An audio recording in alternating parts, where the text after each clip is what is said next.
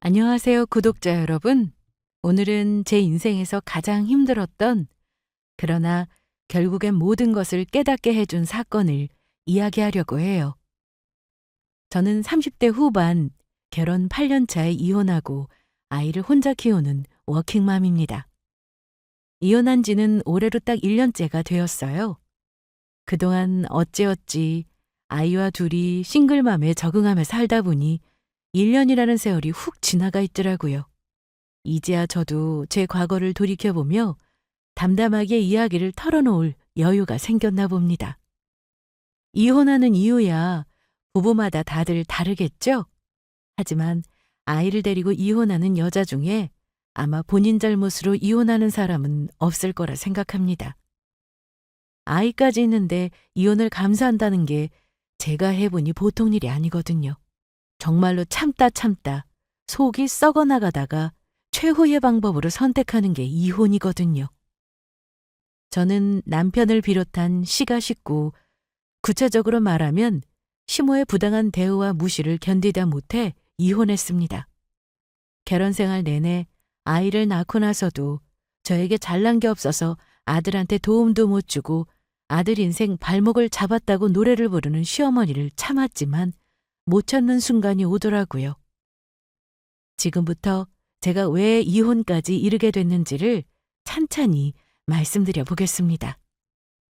사실은 제가 인생을 살면서 가장 힘든 순간은 이혼이 아니에요. 저는 이혼 전에 친정엄마가 돌아가셨는데요. 갑작스럽게 돌아가신 친정엄마 때문에 너무나 힘들었고 마음고생을 많이 했습니다. 저는 친정엄마가 일찍 돌아가셨기 때문에 친정엄마의 존재는 저에게 많이 각별했어요. 엄마는 항상 제 곁을 지켜주셨고 제가 힘들 때마다 큰 힘이 되어주셨던 분이에요. 그런데 그 슬픔이 채 가시기도 전에 시댁에서 저에게 상식적으로 이해가 안 가는 요구를 하셨습니다. 사실 저는 결혼 생활 내내 시댁과의 갈등 속에서 살았습니다. 이혼을 생각한 게 한두 번이 아니었어요. 하지만 결국 이혼을 결심하게 된 건 엄마가 돌아가신 일과 깊은 연관이 있습니다. 남편이요? 남편은 늘 그랬죠. 제가 시어머니와 갈등을 겪을 때마다 무관심으로 일관하던 사람이었거든요. 중재는커녕 오히려 상황을 악화시키는 말을 서슴없이 하던 사람이었어요. 그리고 제가 이혼을 결심하자 남편은 본인이 불리하다는 걸 알면서도 아이를 빌미로 저를 협박하기까지 했습니다. 그때 남편이 했던 말이 아직도 제 귓가에 생생하게 맴돌아요. 당신 나보다 돈 많이 벌어? 아니지? 그럼 법원에서 당신한테 친권 양육권을 줄 것 같아? 얘는 우리 이씨 집안 자손이야. 당신이 키우게 둘 줄 알아? 내가 키우면 당신 애 볼 생각이랑 안 하는 게 좋을 거야. 그러니까 이혼 같은 얼토당토하는 꿈 꾸지 말고 좋은 말 할 때 집 들어와. 뭐? 당신 지금 나한테 애 가지고 협박하니? 당신이 이렇게 나오니 더 애는 못 주겠다. 당신같이 치졸한 사람이 애를 어떤 마음으로 키우겠어? 보나마나 자기 엄마한테 맡기고 신경도 안 쓸 게 뻔한데 내가 미쳤어?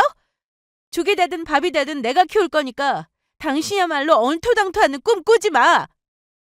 네, 이게 제가 결혼 생활 내내 마주해야 했던 남편의 민낯입니다. 한마디로 아주 지질하고 존폐인 같은 인간이었죠. 그렇지만 이런 남편의 협박도 더는 제 결심을 흔들 수 없었습니다. 결론부터 말씀드리자면 남편보다 돈은 적게 벌지만 든든한 직장이 있었던 저는 다행히 아이를 제가 데려와 키울 수 있게 되었고요. 결혼 초기부터 저와 시어머니와의 관계는 순탄치 않았어요. 아니, 솔직히 말하면 신혼 시작부터 제 자존심을 바닥까지 깎아내리는 말들을 만나기만 하면 밥 먹듯이 하셨습니다. 결혼 전에도 저를 마뜩찮게 생각하셨지만 제가 공직에 있다는 이유 하나가 그나마 어머니에게는 용납할 만한 수준이었는지 마지못해 결혼을 하라고 하셨는데요. 결혼식을 하던 날조차 저에게 날선 말을 하시던 양반입니다. 아직도 너무 상처가 되었던 일이라 생생하게 기억이 나네요. 제가 주인공이 되어야 할 결혼식 날.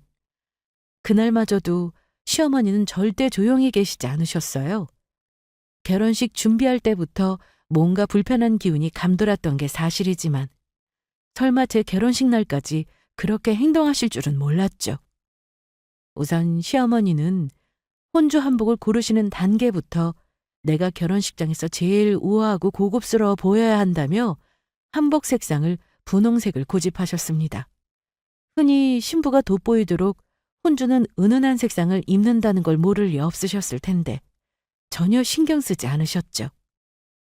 혼주 한복 맞출 때 한복집에서도 아들 엄마는 옥색이나 푸른색을 입는다고 만류하셨지만 어머니는 한복집 사장님 말을 이런저에 거절하셨습니다. 어차피 내 아들 결혼식인데 내가 좀 화사하면 어때요? 평생 한 번 있는 결혼식인데. 얘 며느라, 안 그러니? 너는 상관없지? 이렇게 말하며 웃으셨지만 저는 대답 없이 쓴웃음을 지울 수밖에 없었습니다. 결혼식 당일에는 더 가관이었어요. 시어머니는 머리부터 발끝까지 온갖 치장을 하셨습니다. 화려한 머리 장식에 진주 귀걸이와 목걸이까지. 화장도 평소보다 훨씬 짙었고 한눈에 봐도 제 결혼식인데 신부보다 더 공을 들이신 게 티가 났죠. 아들 장가 보내는 엄마가 물론 주목받는 자리인 걸 잘 압니다. 손님 맞이도 해야 하고 평생 한 번일지도 모를 아들 결혼식에서 돋보이고 싶은 마음 저도 이해하려 했습니다. 시어머니 성격이 보통이 아니라는 건 진작에 알고 있었기 때문에 그래도 참아보려고 했어요. 그래, 그냥 넘어가자. 결혼식인데 기분 좋게 끝내야지 라고 생각했거든요. 그런데 시어머니는 제 친정엄마에게까지 독서를 퍼부으셨습니다. 친정엄마는 평범한 회색빛 혼주 한복을 입으셨는데 시어머니가 엄마를 바라보며 아주 듣기 좋은 척하면서 이런 말을 하시더라고요. 아이고 사부인, 딸 가진 엄마가 이렇게 꾸밀 줄을 모르셔야 하는 건가? 딸 결혼식에 화장이 너무 초라하네요. 오늘 같은 날은 멋 좀 내시지. 우리 며느리가 사부인을 닮아서 치장할 줄 모르고 꾸미는 재주가 없군요. 그것도 재주라면 재주인데요. 엄마는 시어머니 말에 그저 예쁘고 젊어 보인다는 말씀만 하시고는 웃어 넘기셨습니다. 하지만 시어머니 말을 듣는 저는 눈물이 터질 뻔했어요. 저희 엄마는 정말 제가 결혼식에 누가 될까봐 조용히 계셨고 그저 저를 위해 손을 맞잡고 축복해주고 계셨는데 시어머니는 굳이 그렇게 비아냥거리며 본인이 돋보이려는 행동을 하신 거죠. 시어머니는 심지어 지인들이 몇몇 있는 신부 대기실에 들어오자마자 저를 위아래로 훑어보더니 이렇게 말씀하셨어요. 그래도 신부 화장을 하고 앉아있으니 조금 봐줄 만은 하구나. 우리 아들이 워낙 인물이 좋으니 너도 어느 정도는 맞춰줘야지. 아유, 우리 아들한테는 사실 아까운 결혼인데. 어쨌든 오늘 조금이나마 괜찮아 보이니 다행이네. 요즘 화장 기술은 참 좋단 말이지. 호박에 줄 긋는다고 수박 되냐는 말도 다 옛말이야. 그렇지? 어머니가 생각 없이 말을 하시는 걸 들은 주위 사람들은 다들 민망해하며 못 들은 척했습니다. 이미 분위기는 어색해지고 말았습니다. 저희 친정엄마가 당황한 얼굴로 시어머니를 데리고 나갔고 저도 억지로 미소를 지었지만 속이 뒤집히는 걸 참아내야 했습니다. 그날 결혼식을 마치고 신혼여행길에 남편에게 서운한 마음을 털어놓았어요. 오늘 어머니 너무하셨어. 우리 엄마한테 얼마나 무리하게 말씀하셨는지 알아? 신부 대기실에 내 지인들 다 와 있는데 봐줄만 하다느니 호박이니 수박이니. 당신 어머니 대체 무슨 의도로 그런 말씀을 하시는 거야? 아무리 생각해도 상식적으로 이해가 안 가. 그런 식으로 함부로 말 내뱉으면 본인은 기분이 좋으신가? 하지만 남편은 제 불만에도 무심하게 대답했습니다. 에이, 어머니가 아들 결혼하는데 남들 앞에서 한번 아들 유색하신 거지 뭐. 우리 어머니 성격 알잖아. 너무 신경 쓰지 마.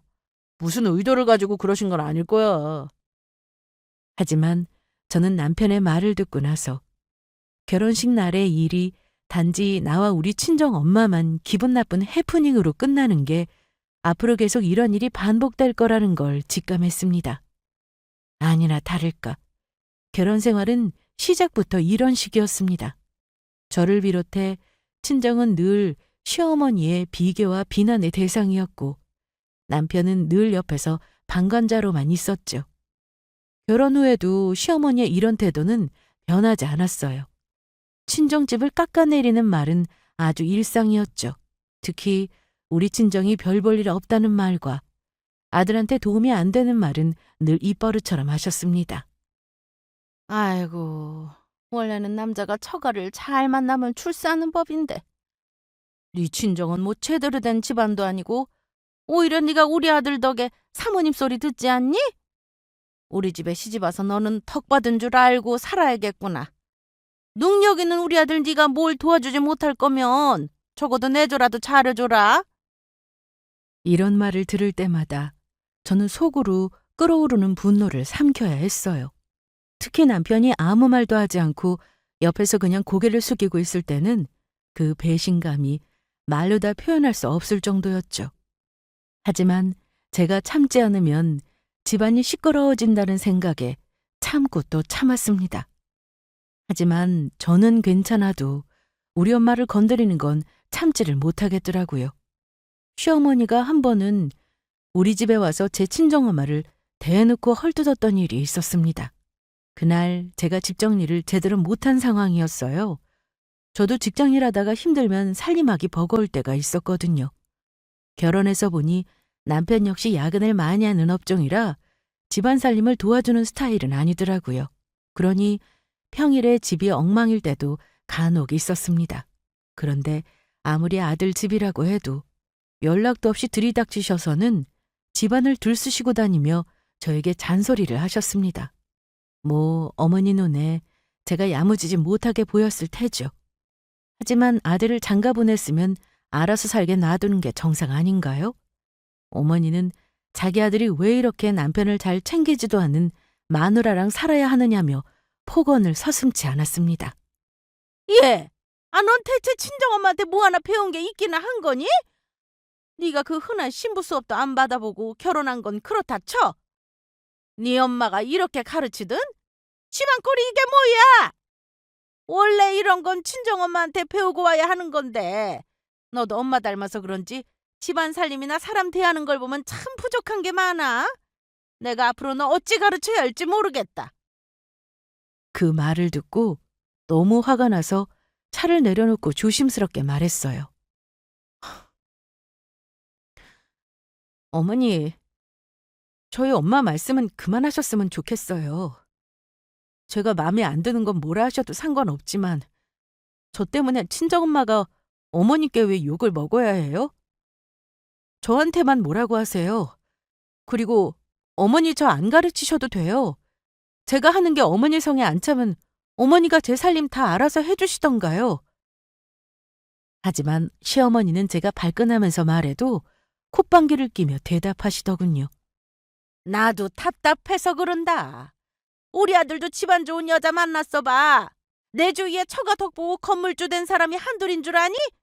귀하게 키운 내 아들 별 볼 일 없이 사는 게 속이 상해 그래.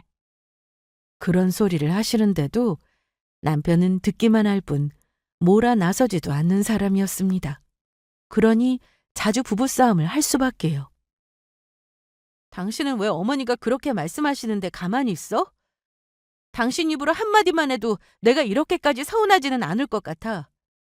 내가 당신한테 결혼하자고 매달려서 결혼한 거 아니잖아. 근데 내가 왜 어머니한테 그런 소리를 들어야 하는지 모르겠다. 앞으로 또 이럼 그때도 가만히 있을 생각이야? 하지만 남편은 늘 그렇듯 한숨만 내쉬며 대답했죠. 에이, 그게 뭐 그렇게 큰일이라고 그래. 어머니 성격 알잖아. 그냥 한 귀로 듣고 한 귀로 흘려. 내가 매번 어머니 하는 말을 막으면 우리 어머니가 그만두시겠어? 당신도 알면서 그래. 그때 깨달았어요. 이 사람은 절대 제 편이 되어줄 사람이 아니구나 하고 말입니다. 이렇게 결혼 생활 내내 시어머니의 말과 행동으로 인해 마음의 상처를 받았고 남편의 무책임한 태도는 제 고통을 더 크게 만들었어요. 저는 솔직히 저에 대한 무시는 참을 수 있었습니다. 시어머니가 아무리 저를 깎아내리고 상처 주는 말을 해도 그저 제 운명이라며 넘기려고 했어요. 하지만 제 가족을 건드리는 건 정말 참을 수 없었습니다. 그때 결혼 생활을 과감하게 그만두어야 하는데 뭐가 더 볼 게 있다고 아이까지 낳고 살았을까 싶어요. 미련한 마음이지만 마음 한구석에는 내가 아이를 낳으면 어머니도 좀 나아지지 않을까 생각했습니다. 하지만 사람은 안 변한다는 말이 맞더라고요. 시어머니는 아이를 낳고 나서 손녀딸을 예뻐하시긴 했습니다. 하지만 문제는 우리 친정엄마가 외손녀를 예뻐하고 시간을 보내면 그렇게나 질투를 많이 하셨다는 거예요. 특히 친정엄마 집에 제가 아이를 데리고 가면 시어머니는 꼭 간섭을 하시거나 불편한 티를 내셨습니다. 엄마는 혼자 계셨기 때문에 저는 시간이 날 때마다 아이를 데리고 친정에 가서 함께 시간을 보냈어요. 그런데 시어머니는 그걸 그렇게나 싫어하셨습니다. 한 번은 아이를 데리고 친정에 다녀온 날이었어요. 시댁에 들러서 인사를 드리자마자 시어머니가 얼굴에 불만이 잔뜩 서린 표정으로 말씀하셨습니다. 또 친정 갔다 왔구나? 네 엄마는 너 없이 못 사냐? 그렇게 친정 끼고 살 거면 시집은 왜 왔니? 애기 데리고 자꾸 밖에 나다니고 그럼 못 써. 주말에 시댁에 올 생각은 아예 안 하는 거냐? 저는 또 시작이구나 싶어 최대한 차분하게 대답했어요. 엄마가 혼자 계셔서 외로워하시니까 가끔 아이 보여드리는 거예요. 외손녀 보여드리는 게 뭐가 어때서요, 어머니? 제가 잘못한 건 아닌 것 같은데요, 어머니? 그러자 시어머니는 한숨을 푹 쉬며 이렇게 말씀하시더군요. 아이고, 얘. 그렇게 친정만 챙길 거면 차라리 네 엄마랑 같이 살지 그러니? 너는 어차피 우리 아들한테 도움되는 것도 없잖아. 그 말을 듣는 순간 속에서 화가 끓어오르는 걸 간신히 참았어요. 어머니는 단지 손녀를 보고 싶어 하시는 것뿐인데 왜 그게 시어머니에게 이렇게까지 불쾌한 일이 되어야 하는지 이해 불가였습니다. 제가 어머니에게 직접적으로 대들면 상황이 더 나아질 게 없으니 저는 그런 일이 있을 때마다 남편에게 도움을 청했습니다. 매번 어머니와 갈등을 겪을 때면 남편에게 이야기를 하며 하소연했어요. 당신 어머니 정말 너무하셔. 내가 친정에 다녀오는 게 그렇게 잘못된 일이야? 내가 친정에 자주 가는 것도 아니잖아. 어머니는 일주일이 멀다 하고 우리 집에 마음대로 드나드시면서 왜 그러신데?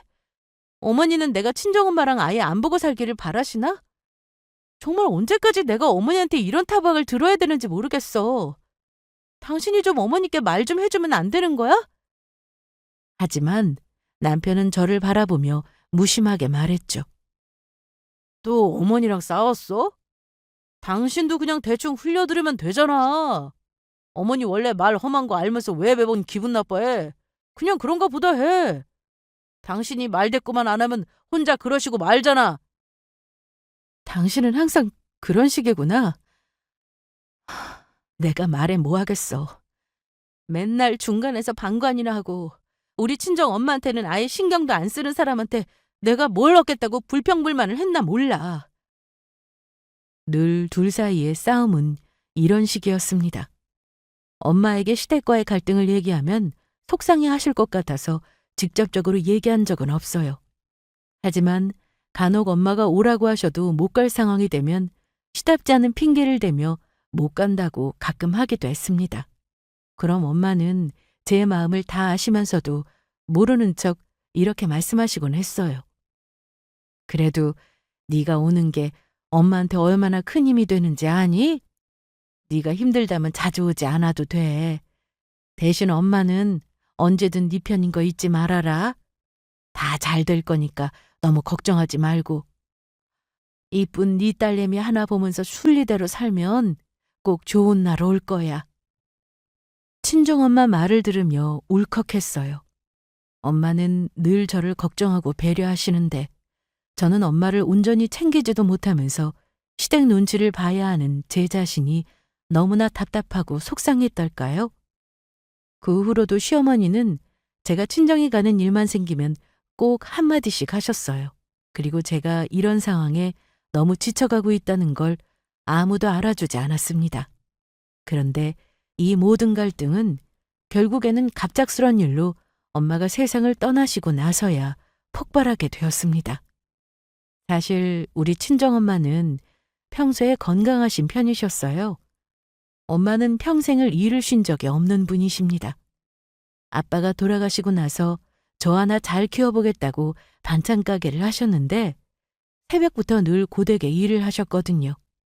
제가 시집가기 전에는 자주 손을 보태드렸는데 사람 구하기 힘들다고 무리하신 날이 많으셨습니다. 그러던 어느 날 엄마 가게 직원에게 갑작스런 연락을 받았습니다. 바로 엄마가 쓰러지셨다는 소식이었어요. 급히 병원으로 달려갔을 때 의사 선생님은 제게 안타까운 표정으로 말씀하셨죠. 어머니께서 평소에 혈압약은 잘 드셨다는데 아마 갑작스런 뇌출혈로 쓰러지신 것 같네요. 수술은 가능하지만 생존 가능성이 높지 않습니다. 마음의 준비를 하셔야겠어요. 엄마가 쓰러지셨다는 소식을 듣고 병원으로 달려간 순간부터 제 시간은 멈춘 것 같았습니다. 엄마는 중환자실에 누워 계셨고 저는 그 곁을 떠날 수 없었어요. 며칠 동안 병원에서 먹고 자며 엄마의 손을 붙잡고 계속 불렀습니다. 엄마, 제발 일어나. 우리 아직 같이 해야 할 일이 얼마나 많은데. 여행도 가야 하고 못한 이야기도 많은데 정말 이렇게 허무하게 갈 거 아니지? 엄마, 제발. 하지만 엄마는 제 말을 끝내 듣지 못하셨어요.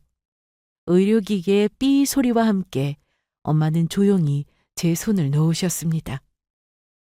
그 순간 저는 하늘이 무너지는 것 같았습니다. 며칠 뒤 장례식이 시작되었습니다. 저는 정신을 차릴 겨를도 없이 엄마의 빈소를 지키며 조문객들을 맞이했습니다.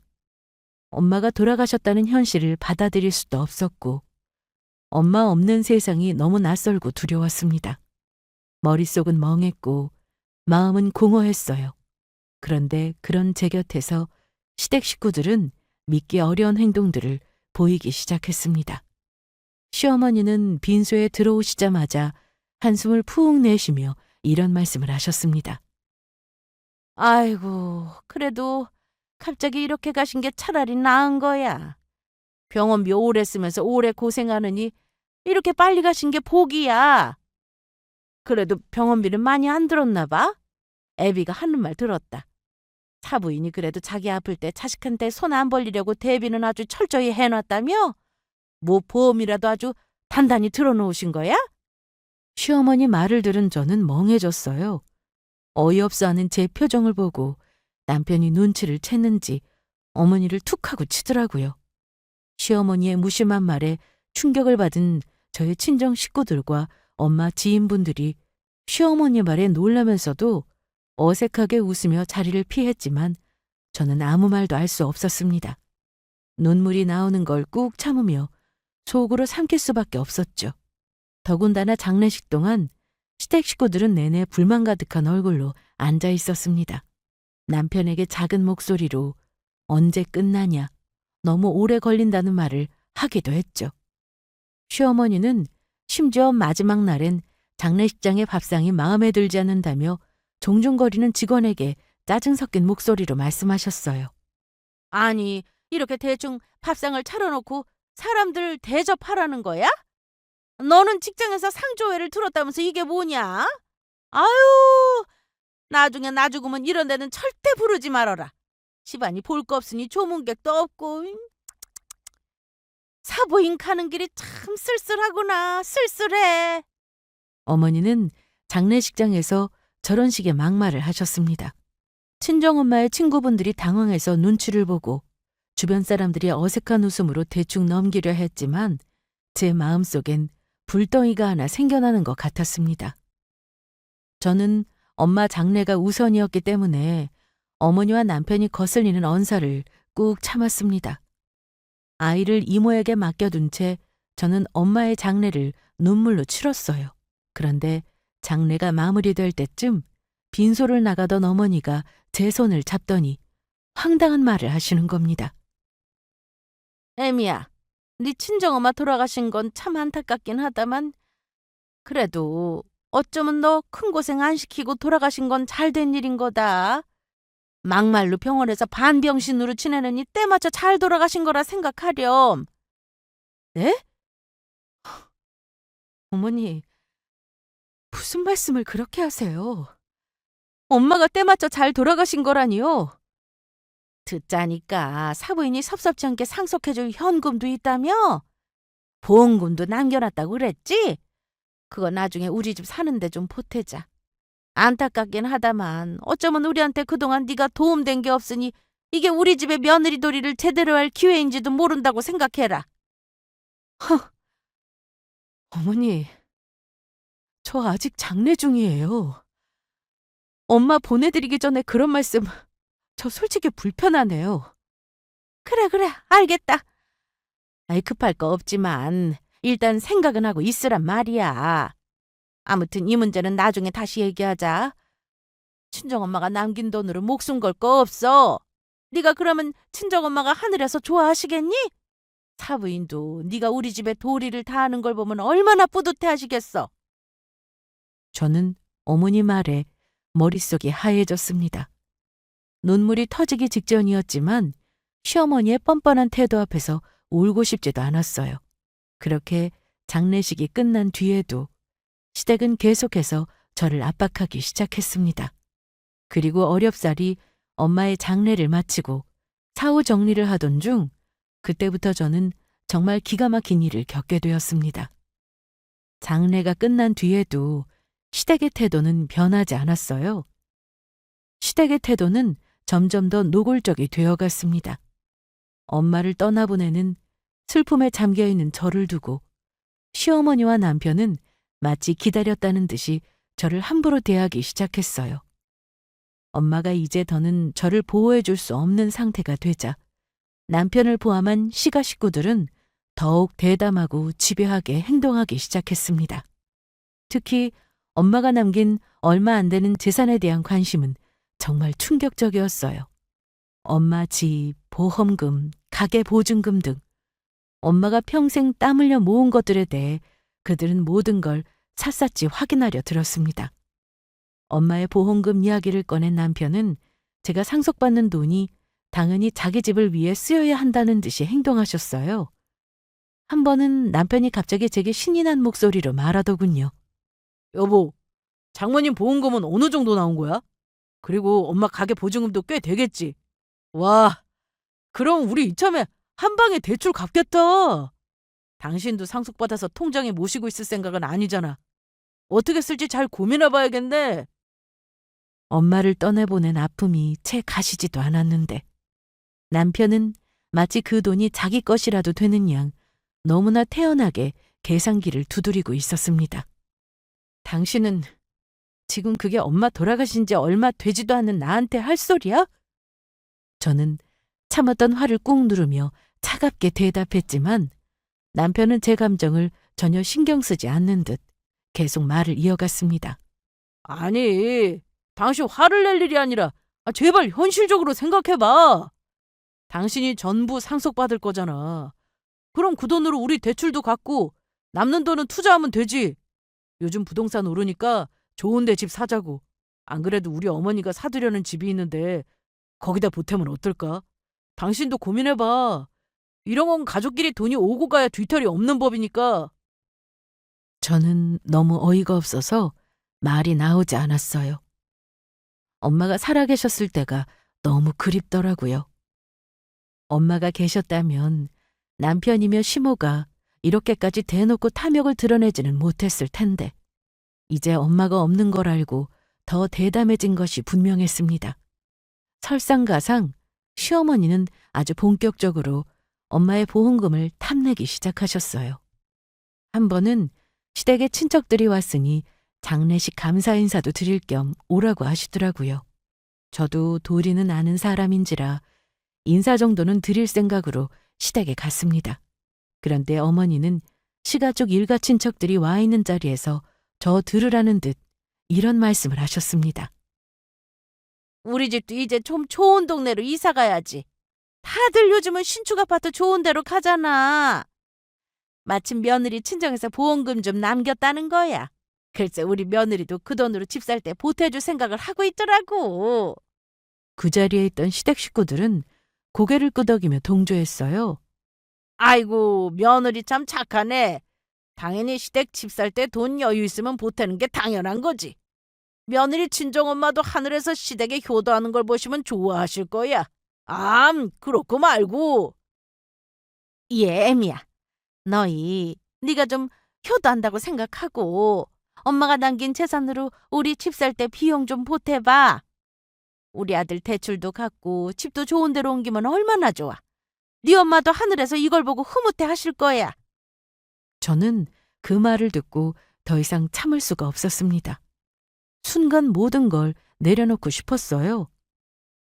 차라리 제가 희생당하는 건 참을 수 있었지만 엄마가 떠난 뒤에도 저에 대한 마지막 사랑이었던 보험금마저 이렇게 탐내는 시댁 식구들을 보니 분노를 넘어서 혐오감이 들더군요. 그래서 가족들이 있건 말건 제 의사를 확실히 밝혔습니다. 어머니, 지금 뭔가 단단히 오해하시는 것 같은데요. 저는 친정엄마 보험금을 어머니 집 사는데 보태드릴 생각은 없어요.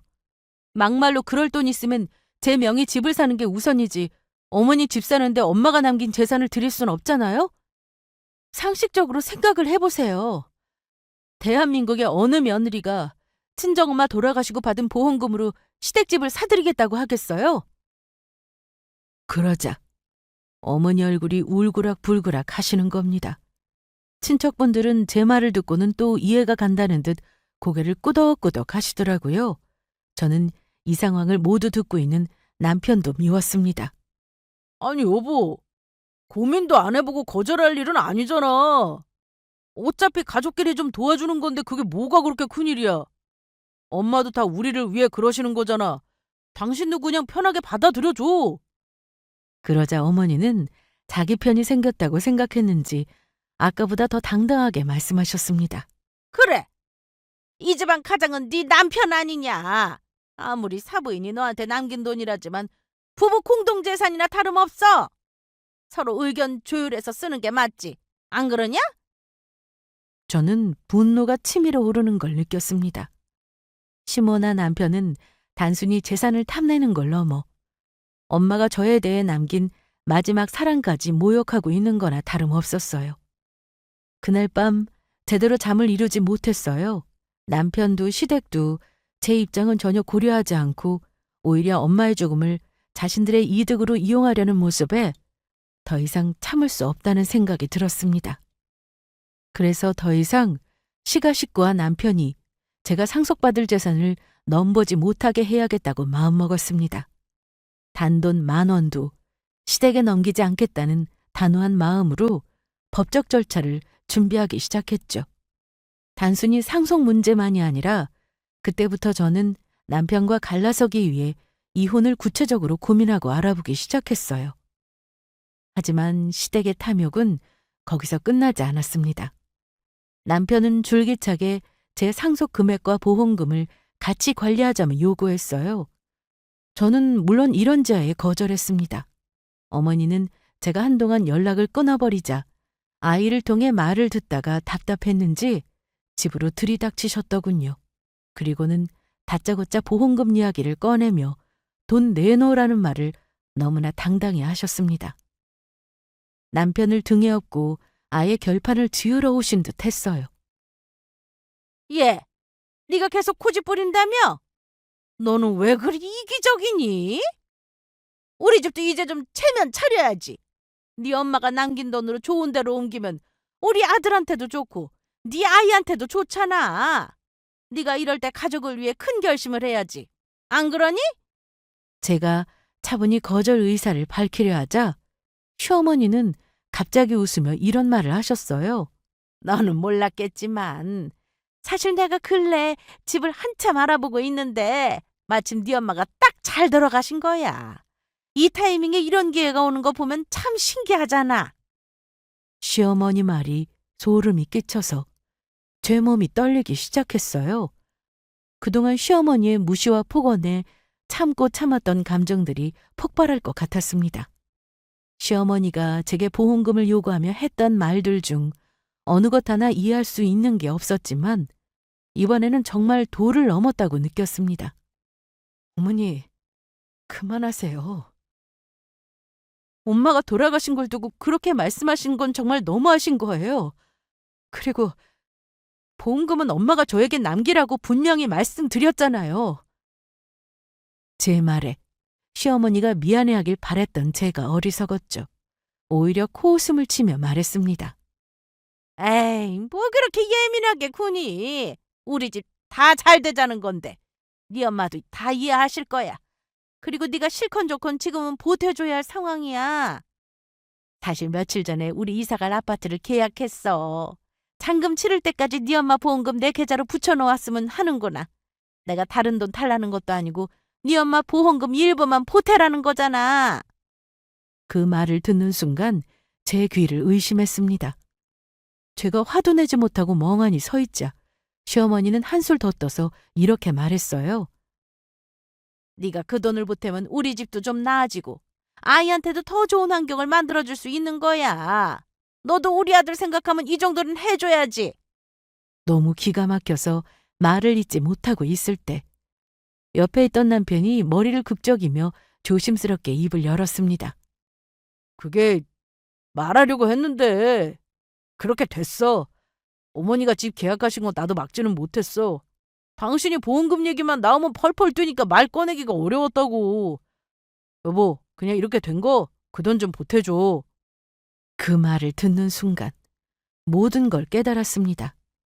이 집에서 제게 주어진 위치는 가족도 아내도 아닌 그저 이용할 수 있는 사람이라는 걸요.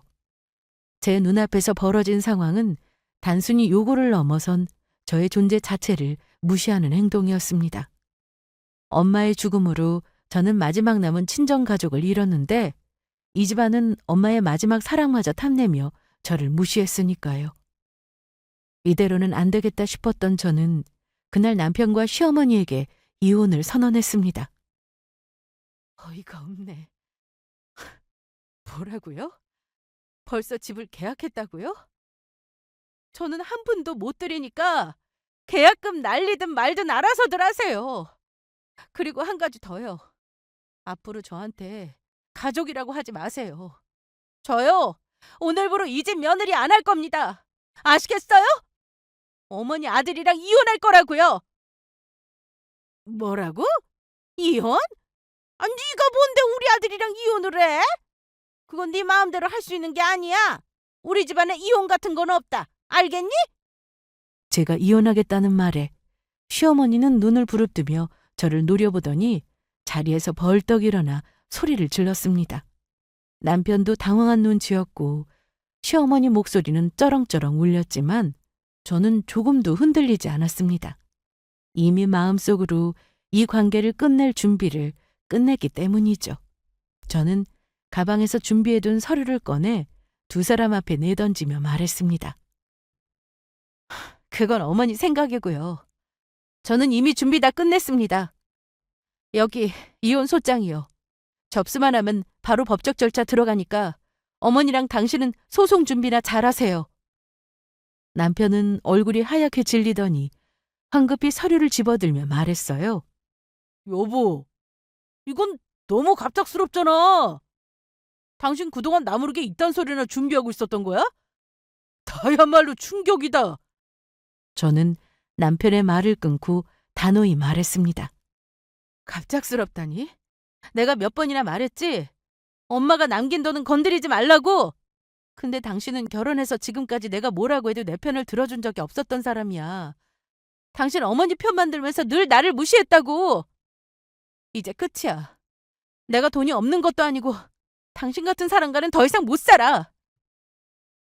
시어머니는 계속해서 고함을 지르며 제게 따져 물었습니다. 너 이혼하면 네가 뭐가 되는 줄 알아? 얘는 우리 집안 자손이야. 너 마음대로 키울 수 있을 것 같아?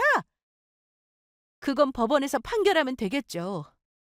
하지만 어머니도 아시겠죠? 제가 왜 이렇게까지 결심했는지. 오늘 이후로는 내 돈, 내 아이, 내 인생을 빼앗길 생각 없습니다. 결혼 내내 저 무시했으면서 지금 와서 돈 탐내는 어머니 정말 질리네요. 뭐라고? 우리가 네 돈을 탐내? 너 그게 가족에게 할 말이야? 네가 이러는 게 네 엄마가 하늘에서 보면 퍽이나 좋아하시겠다.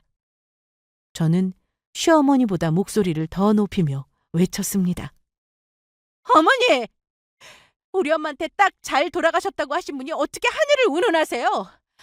엄마가 당신들 좋은 집에 살라고 죽으신 것도 아닌데 어떻게 그런 말을 할 수 있죠? 도대체 인간으로서 할 수 있는 말인가요? 저는 계속해서 말했습니다. 저는 이제 더 이상 어머니랑 이 사람 제 가족으로 생각하지 않습니다. 가족이라면 제가 가장 힘들 때 이렇게 상처를 주고 엄마의 죽음을 이용하려 들지 않았을 거예요. 앞으로 저와 우리 아이 건드리지 마세요. 오늘로써 모든 관계를 끊겠습니다. 아시겠어요? 그 순간 방 안의 공기는 얼어붙은 것 같았습니다. 시어머니는 저보다 더 흥분해서 소리를 질렀어요. 너! 내가 어떻게 너 같은 걸 며느리를 맞았는지 정말 후회된다. 네가 이렇게 나올 줄은 몰랐어. 그깟 돈이 뭐라고 이렇게 난리야? 가족끼리 도우면서 사는 게 당연한 거 아니야? 네가 이렇게 이기적이니까 우리 집에 어울리지 않는 거야. 그 말에 저는 웃음이 나올 정도로 어이가 없었습니다. 하지만 웃음은 잠시였고 저는 단호하게 대답했어요. 가족이요? 가족이라면 제가 가장 힘들 때 도와줬어야죠. 하지만 당신들은요. 제게 상처만 주고 엄마의 죽음으로 이득을 보려는 당신들이 과연 가족이에요? 네? 저는 이딴 집안에 안 어울리는 사람 맞네요. 시어머니는 저를 쏘아보며 말을 이으려 했지만 저는 어머니가 말을 꺼내기도 전에 다시 목소리를 높였습니다. 이제는 다 얘기할게요. 어머니, 그리고 당신도 똑똑히 들어. 그동안 저를 어떻게 대했는지 본인이 더 잘 아시죠? 결혼식 날 어머니가 친정엄마에게 초라하다고 비아냥거리셨던 거 기억나세요? 제가 친정에 갈 때마다 불평하셨던 건요. 저희 엄마를 대놓고 무시하고 제가 아무리 힘들어도 저를 도와준 적이 한 번이라도 있나요? 제 말이 끝나자 시댁 식구들은 얼어붙은 듯 아무 말도 하지 못했습니다. 방 안은 숨소리조차 들리지 않을 정도로 조용해졌어요. 하지만 저는 멈추지 않았습니다. 어머니, 우리 엄마가 때맞아 잘 돌아가셨다니요. 이런 말이라 하는 분이 저한테 가족이라니요. 아니요. 제게는 더 이상 가족도 아니고 남보다 못한 존재라고요. 하지만 어머니는 아랑곳하지 않고 오히려 분하다는 듯 소리를 지르셨습니다. 너, 내가 이렇게까지 말하는데도 고집을 부려? 우리 집을 무시해도 유분수지! 하지만 그 말은 제게 이제 아무런 영향도 미치지 않았습니다. 저는 차분한 목소리로 마지막 말을 남겼어요. 무시요? 어머니, 무시당할 행동을 한 건 저도 돌아가신 우리 엄마도 아니에요. 오히려 제게 무시를 당해야 할 이유를 매일같이 만들어주신 건 당신들이죠. 앞으로는 절대 저와 우리 아이를 건드리지 마세요. 더 이상 당신들에게 이용당할 생각이 없으니까요. 제 말에 시어머니의 얼굴이 붉어지더니 소리를 질렀습니다. 예, 더 이상 고집 부리지 마. 이혼은 무슨 소리야? 네가 뭔데 우리 가족을 무시해? 지금 당장 보험금 붙이지 못해? 계약금 날리면 너한테도 좋을 거 없어. 돈이 마음에 걸려 목소리를 낮추며 구질구질하게 돈을 요구하는 시어머니 모습이 오히려 초라하게 느껴졌습니다. 아니요. 저한테 아무것도 바라지 마세요. 오히려 저한테 위자료 줄 고민하셔야 할 겁니다. 그 말을 끝으로 저는 자리에서 일어났습니다. 시어머니는 더 큰 소리로 뭐라고 말하려 했지만 저는 듣지 않았습니다. 남편은 옆에서 고개를 숙인 채 한숨만 쉴 뿐 어떤 말도 하지 않았습니다. 그날 이후 저는 시댁과 완전히 인연을 끊기로 결심했습니다. 그리고 남편에게도 단호히 이혼 의사를 전했습니다. 이혼할 거야. 당신은 내 편도 아니고 당신 가족들처럼 나를 무시하고 이용하려고만 했어. 더 이상은 당신과 살 수 없어. 처음엔 남편이 크게 화를 내며 반대했습니다.